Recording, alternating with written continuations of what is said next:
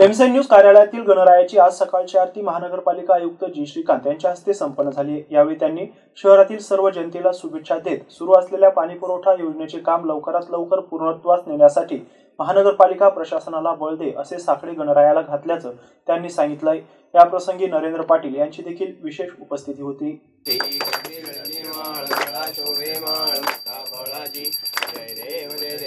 मंगलमूर्ती हो श्री मंगलमूर्ती क्षण मात्रे मन क्षणे मात्रे मन कामनापूर्ती जय देव रत्नगजधर राजोरी कुमरा चंदनाची ओटी मंगेश्वराय जय दंड मुगड शोभरा तेणू पुरे चरणी घागरिया जय देव जय मंगलमूर्ती हो श्री मंगलमूर्ती क्षण मात्रे मन क्षणे काम कामाय मह्यम कामेश्वरो वै श्रवणो दधातु। सर्व छत्रपती संभाजीनगरकरांना आणि विशेष करून एमसीएनच्या सर्व श्रोत्यांना गणेश चतुर्थीच्या खूप खूप शुभेच्छा। गणेशोत्सव अत्यंत शांतपणे पार पडत आहेत, चांगल्या पद्धतीने पार पडत आहेत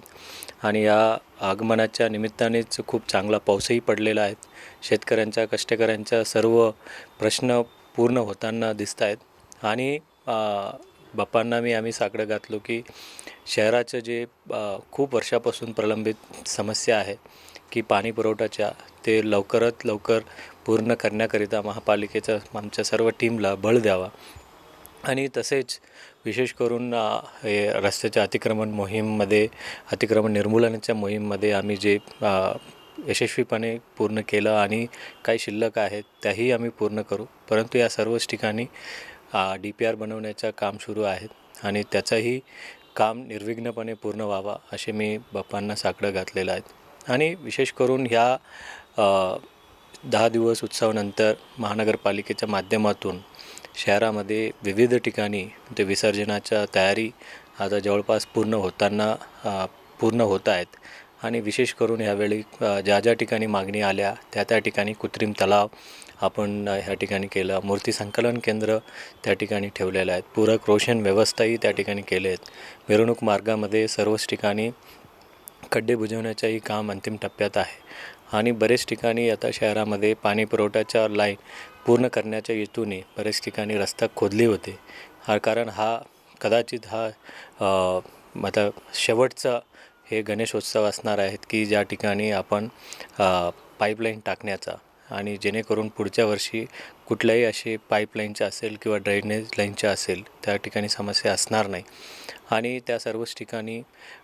खड्डे होते ते किंवा रोड रेस्टोरेशन करायचा होता। काही ठिकाणी अडचण आहे, मला जाणीव आहे, परंतु कायमस्वरूपी पाणीच्या समस्या निवारण करण्यासाठी ह्या वर्षी काही लोकांना त्रास होईल त्यासाठी मी क्षमस्वी आहे। परंतु विशेष करून सर्व गणेश भक्तांना मी एवढंच सांगू इच्छितो की आपल्या कुठे विसर्जन करणार आहे ते पहिलेच आपण ठरवून घ्या आणि वेळेवर त्या ठिकाणी पोहोचा आणि पोहोचून काही मूर्तीदान करायची असेल तर त्याचाही आपण संकल्पना ह्याही वर्षी आम्ही चालू ठेवलेल्या आहेत आणि ज्या ठिकाणी आपल्याला पाणीमध्ये विसर्जन करायचेच आहे त्या ठिकाणी सांगितलेलं ठिकाणी त्या ठिकाणी करावा आणि तसेच रस्त्यावर जे काही पोल्समध्ये वायरी लटकलेल्या असतील त्या सर्व मी आणि पोलीस आयुक्त आणि सर्व जे गणेश मंडळ आहे त्या ठिकाणी रूट मार्च केले जाणार आहेत जेणेकरून रस्त्यामध्ये कुठल्याही अडचणी असतील तर ते दूर करू आणि सर्व वार्डमध्ये सुद्धा वार्ड अधिकारी, वार्ड इंजिनियर, त्या भागातील पोलीस अधिकारी आणि त्यासोबत गणेश मंडळांची ज्या ठिकाणी विसर्जन रूटपर्यंत विसर्जनाच्या ठिकाणपर्यंत